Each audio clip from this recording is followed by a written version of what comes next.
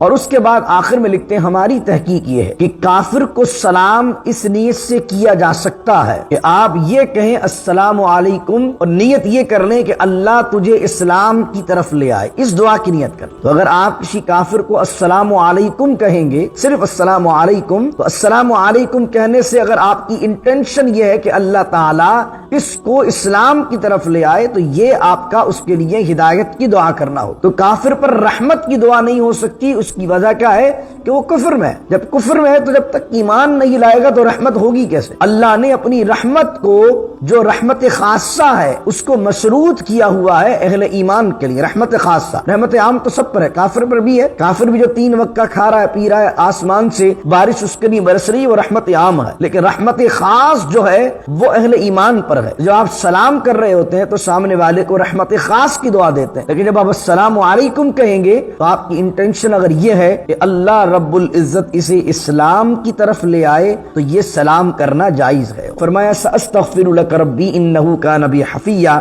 جب یہ بات حضرت ابراہیم نے کہی تو کہا وَأَعْتَزِلُكُمْ وَمَا تَدْعُونَ مِن دُونِ اللَّهِ. وَأَعْتَزِلُكُمْ اعتزال، اعتزال کا معنی ہے الگ ہو جانا، جدا ہو جانا. ایک فرقہ بھی رہا ہے، اس کا بھی علماء نے لکھا معتزلہ. معتزلہ تو معتزلہ اس فرقے کو کہتے ہیں کہ جنہوں نے رب اشرح لی صدری ویسر لی امری واحلل عقدۃ من لسانی یفقهوا قولی. اللهم صل وسلم وبارك على سيدنا ومولانا محمد معدن الجود والكرم وآله وصحبه وبارك وسلم. فاختلف الأحزاب من بينهم فويل للذين كفروا من مشهد يوم عظيم. صدق الله مولانا العظيم. سورہ مریم کی ورس نمبر، آیت نمبر 37 سے آج کے درس کا ہم آغاز کر رہے ہیں.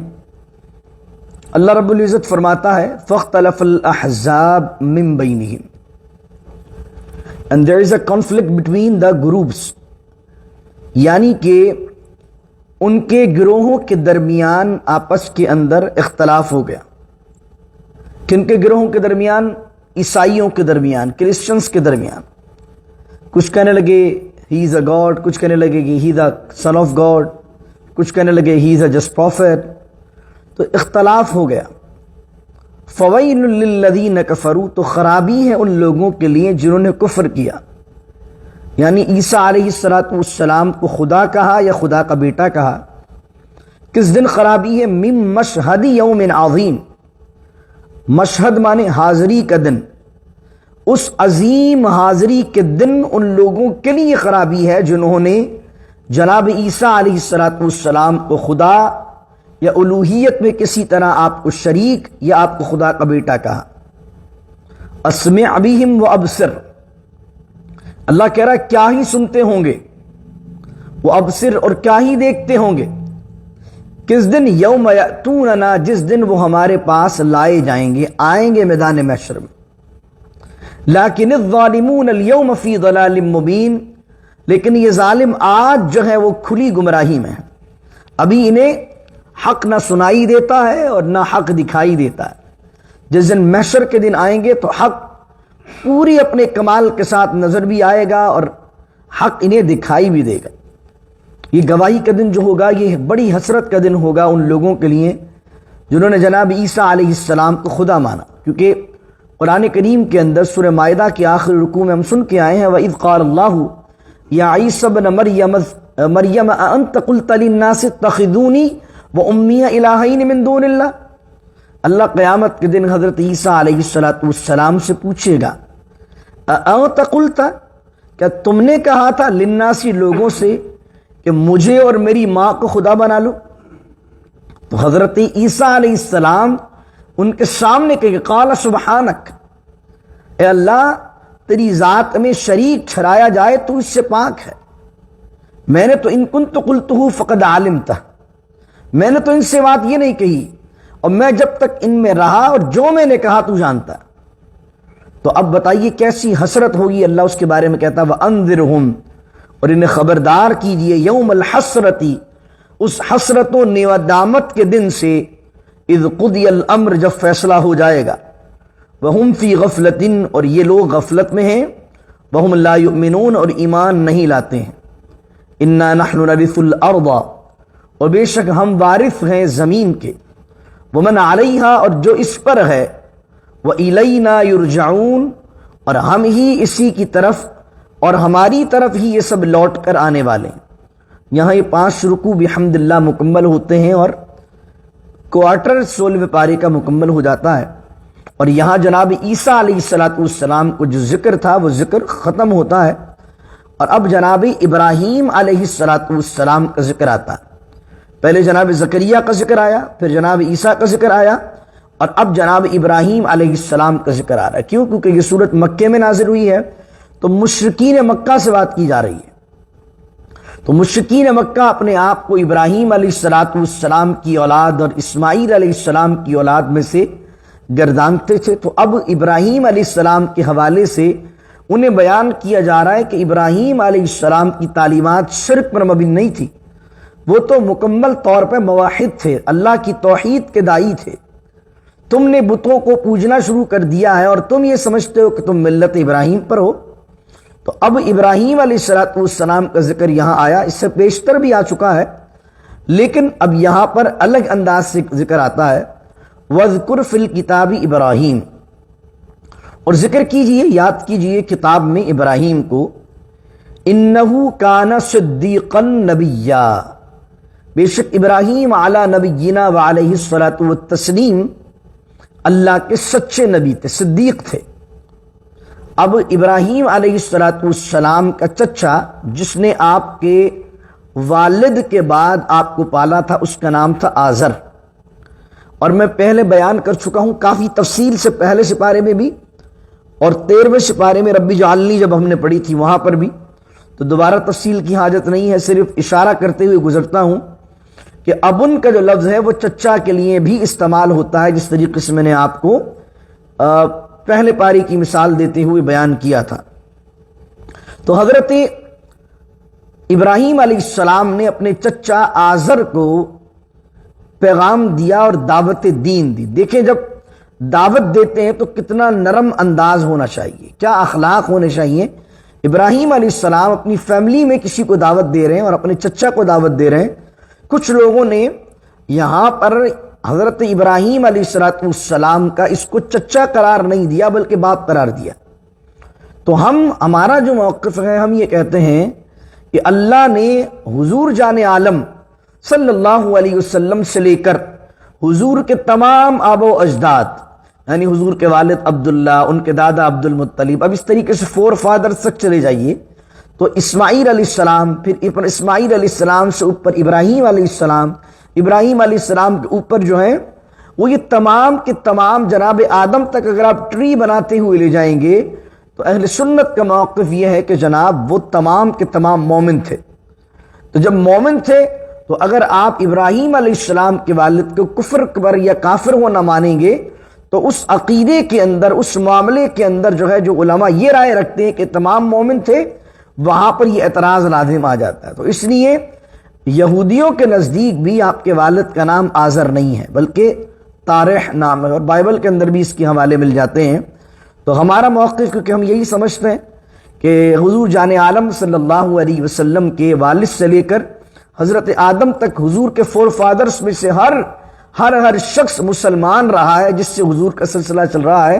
اس لیے ہمارا عقیدہ یہاں ابن سے باپ کا نہیں ہے، آزر کا ہے، لیکن بہت سے اسکالرز نے یہاں ابن سے مراد باپ ہی لیا ہے۔ اللہ اکبر۔ اب اذ قال لابیہ، جب انہوں نے کہا اپنے چچا جان سے، اپنے منہ بولے باپ سے، یا ابتی، اب یہاں یقیناً جب چچا پالتا ہے تو اس کو بھی بندہ چچا نہیں کہہ رہا ہوتا، ابا کہنے لگ جاتا ہے، جس نے پالا ہوتا ہے۔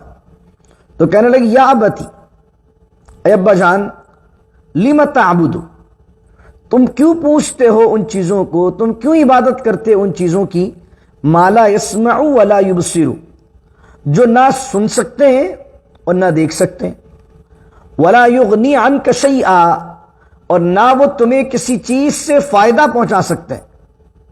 پھر اگلی بات میں کہتے ہیں یا ابتی، اے ابا جان، انی قد جاءنی من العلم، میرے پاس خدا کی طرف سے خاص علم آیا ہے، معلوم یاتی کا، جو آپ کے پاس نہیں آیا ہے، فاتبعنی اہدیک صراطا سویا، تو آپ میری اتباع کر لیجئے تاکہ میں آپ کو سیدھا اور سچا راستہ دکھاؤں۔ سویہ، صراط سویہ مانے سیدھا راستہ۔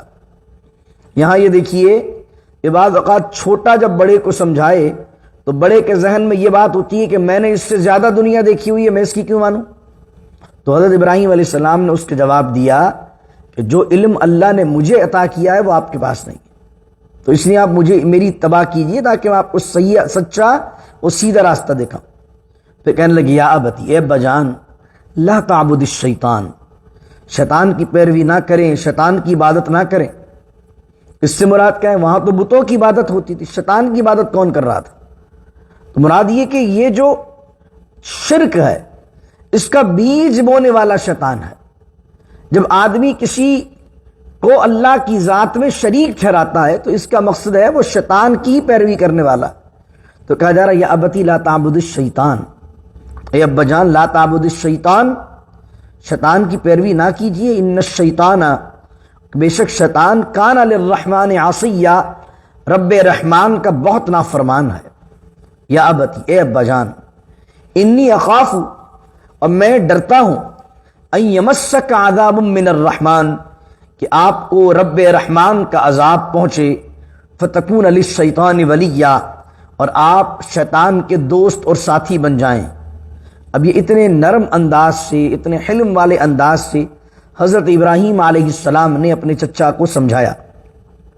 اب چچا نے روڈلی کیا جواب دیے دیکھیے، قال اراغب انت عن آلہتی یا ابراہیم، ابراہیم کیا تم روگردانی کرتے ہو میرے الہ سے، میرے معبودوں سے؟ لئن لم تنتہی، اگر تم باز نہ آئے اس دعوت سے، یہ بات کہنے سے، لأرجمنک، میں تمہیں سنسار کر دوں گا۔ ارجمنہ رجم سے نکلا ہے، رجم کا معنی اتنے پتھر مارنا کہ بندہ مر جائے، ہلاک کر دوں گا۔ وَاہْجُرْنِی مَلِيًّا، اور ایک مدت تک اب تم مجھ سے جدا ہو جاؤ، دور ہو جاؤ میری نظروں سے، معاذ اللہ۔ قال سلام علیک، حضرت ابراہیم نے کہا سلام علیک، آپ پر سلام ہو۔ سأستغفر لک ربی، اور میں ان قریب آپ کے لیے اپنے رب سے دعا کروں گا، یعنی ہدایت کی دعا کروں گا۔ انہ کان بی حفیہ، بے شک میرا رب مجھ پر بہت مہربان ہے۔ یہاں پر قال سلام علیک میں یہ دیکھیے کہ ابراہیم علیہ السلام نے اپنے چچا، جو آپ کا چچا کافر ہے، اس کو آپ نے سلام کہا ہے، سلام علیک۔ تو اس کی تفسیر میں علماء نے اس پر بحث کی ہے کہ کافر کو سلام کرنا چاہیے کہ نہیں کرنا چاہیے۔ تو الگ الگ رائے ہیں، ڈفرینس آف اپینین ہے کہ جب آپ اس سے سلام کریں تو سلام متارکہ کریں، یعنی اس کے اندر اس کو دعا دینے کی نیت نہ ہو کہ تجھ پر رحمت ہو، سلامتی ہو، بلکہ جس طریقے سے جسٹ گریٹنگ، آدمی کسی سے ملتا میٹ اپ ہوتا ہے تو ہائے ہاؤ آر یو ہوتا ہے، تو وہ نیت کر لیں۔ کچھ نے کہا نہیں، سلام نہیں کرنا چاہیے کہ یہ دعا ہے۔ علامہ غلام رسول سعیدی رحمۃ اللہ القوی نور اللہ مرقدہ اس آیت کی تفسیر میں تبیان القرآن میں ان تمام اقوال کو پہلے نقل کرتے ہیں کہ کون کون سے علماء اسکالرز جائز کہتے ہیں سلام کو کہ کافر کو کر دینا چاہیے، اور کون کون سے علماء منع کرتے ہیں۔ ان تمام کے دلائل لکھنے کے بعد علامہ سعیدی نے کافی طویل بحث کی ہے مختلف ریفرنسز کے ساتھ، اور اس کے بعد آخر میں لکھتے ہیں ہماری تحقیق یہ ہے کہ کافر کو سلام اس نیت سے کیا جا سکتا ہے کہ آپ یہ کہیں السلام علیکم، اور نیت یہ کر لیں کہ اللہ تجھے اسلام کی طرف لے آئے، اس دعا کی نیت کر لیں۔ تو اگر آپ کسی کافر کو السلام علیکم کہیں گے، صرف السلام علیکم، تو السلام علیکم کہنے سے اگر آپ کی انٹینشن یہ ہے کہ اللہ تعالیٰ اس کو اسلام کی طرف لے آئے، تو یہ آپ کا اس کے لیے ہدایت کی دعا کرنا ہوگا۔ تو کافر پر رحمت کی دعا نہیں ہو سکتی، اس کی وجہ کیا ہے کہ وہ کفر میں ہے۔ جب کفر میں ہے تو جب تک ایمان نہیں لائے گا تو رحمت ہوگی کیسے؟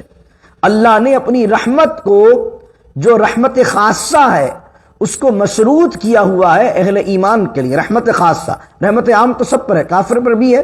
کافر بھی جو 3 وقت کا کھا رہا ہے، پی رہا ہے، آسمان سے بارش اس کے لیے برس رہی ہے، وہ رحمت عام ہے۔ لیکن رحمت خاص جو ہے وہ اہل ایمان پر ہے۔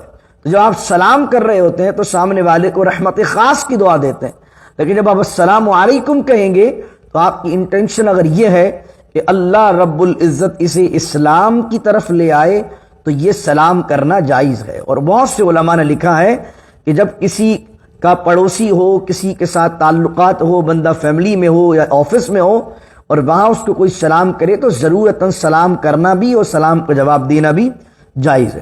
تو اس پر ڈفرینس آف اوپینین ہے، ہو سکتا ہے میری بات سے کہیں اور اسکالر سے آپ پوچھیں، کسی اور مفتی صاحب سے پوچھیں تو وہ کہیں اس کا بالکل ہی الگ جو ہے وہ مسئلہ بیان کریں، تو وہ بھی جو اگر بیان کریں گے تو وہ بھی اسکالرز نے لکھا ہے، لیکن میری اپنی ذاتی رائے جو علامہ سعیدی نے لکھی اس پر ہے، کیونکہ ہم یقیناً اب دنیا اتنی زیادہ گلوبل ہو چکی ہے، اتنا زیادہ انٹریکشن رہتا ہے، اور امریکہ کے اندر بھی یقیناً جو کافر ہیں، جو اہل اسلام نہیں ہیں، ان کو بھی پتا ہے کہ ہمارا گریٹنگ السلام علیکم۔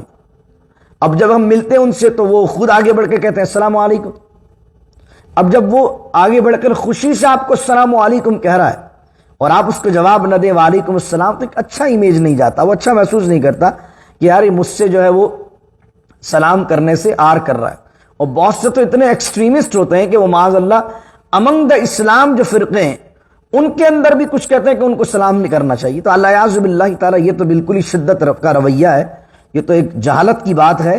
لیکن کافر کے معاملے میں بھی، کیونکہ ہم ان ممالک میں رہتے ہیں جن لوگوں کا روزانہ کا انٹریکشن کفار کے ساتھ ہے، جن کا روزانہ کا انٹریکشن جو ہے وہ غیر مسلمین کے ساتھ ہے، تو اگر غیر مسلم چونکہ دنیا کے اندر میں نے جیسے بیان کیا سوشل میڈیا کے ذریعے سے جب ان کو پتا ہوتا ہے کہ ہمارے کولیگز یا ہمارے ساتھ کام کرنے والے مسلمان ہیں اور مسلمان کی گریٹنگ السلام علیکم ہے، تو وہ بڑے خوشی سے آگے بڑھ کے کہتے ہیں السلام علیکم۔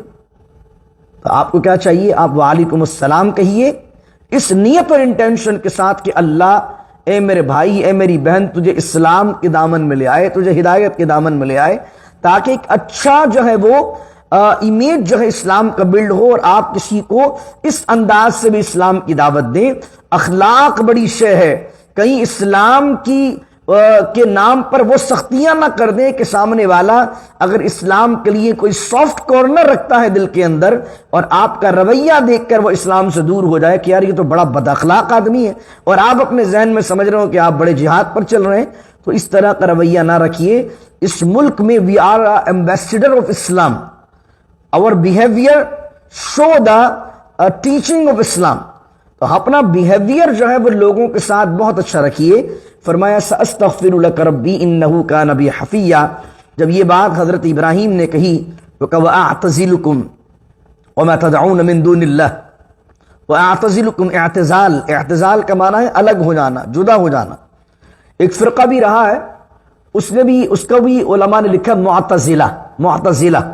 تو معتزلہ اس فرقے کو کہتے ہیں کہ جنہوں نے جمہور اور میجورٹی آف اسلام اور میجورٹی آف اہل سنت سے الگ رائے اختیار کی تھی، تو ان کو اس لیے کہہ دیا گیا کہ these are the Mutazila group, یعنی کہ یہ جو لوگ ہیں یہ معتزلہ ہیں، یہ اسلام سے اور اہل سنت و جماعت کے متفقہ عقائد کے سپریٹ ہونے والے، اس لیے ان کو معتزلہ کہا جاتا ہے۔ بڑا مشہور فرقہ گزرا۔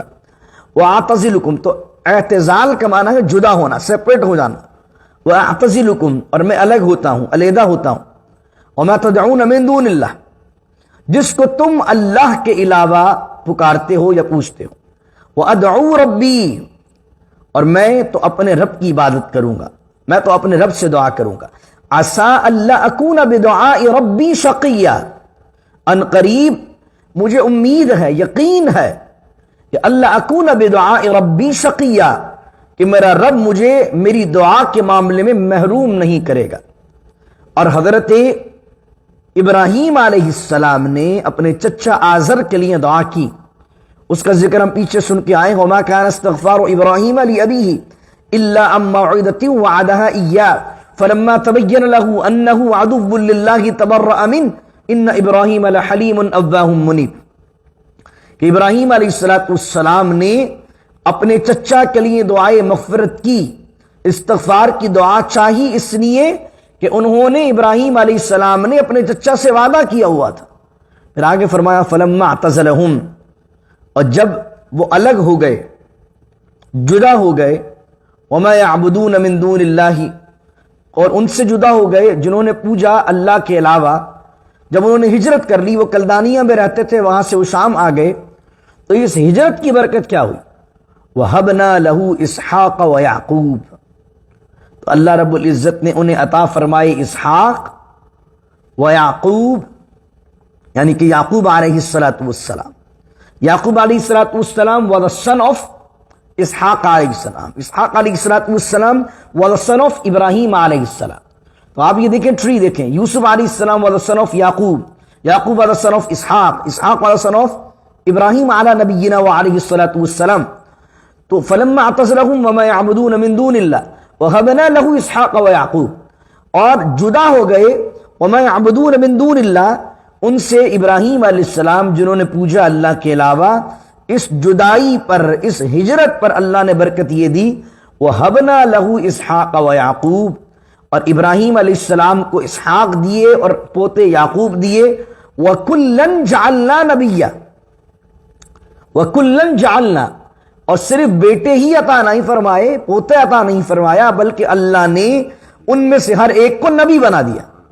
جناب اسحاق کو بھی، جناب یعقوب علی نبینا وعلیہ السلام کو. اب یہاں علماء نے لکھا کہ یا اسماعیل علیہ السلام کا ذکر کیوں نہیں آیا، وہ بھی تو بیٹھے. تو انہوں نے کہا اس لیے نہیں آیا کہ آگے باقاعدہ پورا ذکر آ رہا ہے ابراہیم علیہ السلام کا 2-3 آیات میں، تو الگ سے ذکر کر دیا اسماعیل علیہ السلام کا. اور یہاں اسحاق علیہ السلام کا ربط اگر پیچھے دیکھیں تو سورہ مریم میں 3 لوگوں کے، ایک کا اشارتاً اور 2 کا وضاحتاً ذکر ملتا ہے، جن کی جو پیدائش ہے، جن کی جو برتھ ہے، وہ جو بڑی میریکلس ہے، بڑی معجزاتی ہے. وہ جناب زکریا کی کہ ان کو بڑی ایج کے اندر اللہ نے بیٹا دیا، جناب عیسیٰ علیہ السلام کی کہ بن باپ کے پیدا ہوئے، اور جناب اسحاق علیہ السلام کی اگر 10واں پارہ آپ کو یاد رہے تو جب لوط علیہ السلام کی قوم کی طرف وہ فرشتے عذاب لے کر آئے تھے تو آنے سے پہلے حضرت ابراہیم علیہ السلام کے گھر پر وہ مہمان بنے تھے، اور وہاں پر انہوں نے حضرت اسحاق کی خوشخبری دی تھی. تو وہ کہنے لگی تھی قالت یا ویلتا الد وانا عجوز وهذا بعلی شیخا ان هذا لشیء عجیب. حضرت سارہ کیا کہہ رہی تھی کہ میرے تو میں خود بوڑھی ہوں اور میرے جو شوہر ہیں یہ بھی بوڑھے ہو چکے ہیں، تو میرے کیسے وبشرناہ باسحاق نبیا من الصالحین. تو اسحاق علیہ السلام کی جب خوشخبری ملی اور کہا ومی ورائی اسحاق یعقوب، اور اسحاق کے بعد یعقوب بھی آنے والا ہے، تو وہ اتنی خوش ہوئی کہ اتنے بڑھاپے کی ایج میں بھی کیا بیٹا ہو سکتا ہے، اولاد ہو سکتی ہے. تو یہ تینوں واقعات کی طرف دیکھیے، پہلے زکریا علیہ السلام کے بیٹے یحییٰ، مریم علیہ السلام کے بیٹے علیہ السلام کے بیٹے عیسیٰ، اور یہاں پر پھر ذکر کر دیا ابراہیم علیہ السلام کے بیٹے اسحاق. آخری آیت وَوَهَبْنَا لَهُم مِّن رَّحْمَتِنَا وَجَعَلْنَا لَهُم لِسَانَ صِدْقٍ عَلِيًّا، اور ہم نے ہبہ کر دی، گفٹ کر دی، عطا کر دی ان کو من رحمتنا، اپنی رحمت خاص، وجعلنا لهم لسان صدق علیہ، اور ہم نے بنایا ان کے لیے پاپولیرٹی. لسان صدق علیہ، لسان کا معنی ہوتا ہے زبان، لسان صدق علیہ سے مراد یہ ہے کہ ہم نے ان کو آنر دیا، respect the among the all divine religion. لسان صدق علیہ، بہت بلند سچائی کی ناموری ان کو عطا فرمائی. یعنی کہ یہودی ہوں، عیسائی ہوں، مسلمان ہوں، the all divine religion respect the ابراہیم علیہ السلام. ابراہیم علیہ السلام یہودیوں میں بھی اور عیسائیوں میں بھی اور مسلمانوں کے اندر بھی، تینوں ڈیوائن ریلیجنز کے اندر ایک معتبر نام ہے، ایک بہت ریسپیکٹیبل، ایک آنریبل شخصیت ہے ابراہیم علیہ السلام. تو اللہ کہہ رہا کہ ہم نے انہیں تمام دنیا کے اندر وہ کمال پاپولیرٹی عطا فرمائی. اللہ رب العزت سے دعا کریں. یہ چھٹا رکوع ہوا، 50 آیتیں بحمداللہ تعالی مکمل ہوئیں. اللہ رب العزت سے دعا ہے کہ اللہ رب العزت ہمارے اس درس کو اپنی بارگاہ میں قبول فرمائے اور اس کی برکات حسنہ ہمیں نصیب فرمائے. انشاءاللہ کل نصف قرآن مکمل ہونے کی خوشی میں انشاءاللہ we have arranged breakfast this time, first time for all the family. Every time we arrange a breakfast for the main, but this time because alhamdulillah we have completed half of the Quran in 367 lectures bihamdillah ta'ala. We started Dars Quran since 2021 bihamdillah ta'ala. I think February or March. Now, bihamdillahi ta'ala, we have completed 15 chapters. It's all by the grace of Almighty Allah. It's all by the helping of Allah. میری کوئی اس میں کمال نہیں ہے, میرا کوئی اس میں کوئی effort نہیں ہے, یہ سب اللہ کی مہربانی ہے, اس نے توفیق دی. بحمداللہ we have completed half of the Quran. So please join us in this blaze gathering, inshallah. We will make dua for the completion of the half of the Quran, inshallah. Join us with your family, with your kids, inshallah. So tomorrow we will have a breakfast. Tomorrow we will have a dua of the completion of the half of the Quran, inshallah. So the Fajr Jamaat will be at 6:30, inshallah. And after the Fajr Jamaat, there will be a lecture about the 7th ruku of the 16th para. And then, inshallah, we will have a breakfast together, inshallah. May Allah grant us the barakah, and may Allah accept our all good deeds and all our efforts, and may Allah bless all our family. Bismillahir Rahmanir Rahim. Alhamdulillahi Rabbil Alameen. والصلاة والسلام على أشرف الأنبياء والمرسلين. ربنا ظلمنا أنفسنا وإن لم تغفر لنا وترحمنا لنكونن من الخاسرين. رب اجعلني مقيم الصلاة ومن ذريتي ربنا وتقبل دعاء. ربنا اغفر لي ولوالدي وللمؤمنين يوم يقوم الحساب. إن الله وملائكته يصلون على النبي يا أيها الذين آمنوا صلوا عليه وسلموا تسليما. اللهم صل وسلم وبارك على سيدنا ومولانا محمد معدن الجود والكرم وآله وصحبه وبارك وسلم. سبحان ربك رب العزة عما يصفون والسلام على المرسلين الحمد لله رب العالمين. لا إله إلا الله محمد رسول الله صلى الله عليه وسلم.